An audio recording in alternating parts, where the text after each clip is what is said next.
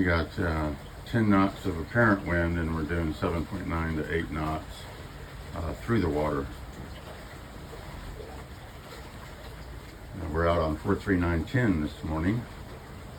It's a beautiful day on Tampa Bay. 10 does have the fusion membrane sails.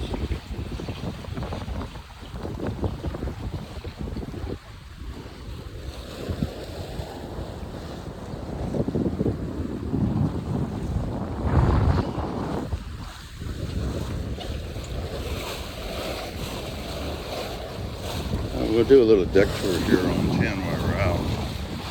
As you notice, she is the dove gray with the off-white, self-tacking jib track, electric furlers. We've got a reacher deployed this morning, obviously, which is what's giving us the speed that we have.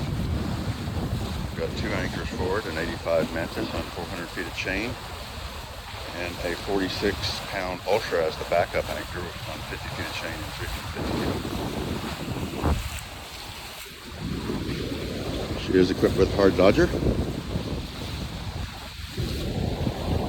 We actually have the buyers of 43922 on board this morning, and I'm going to stop right there.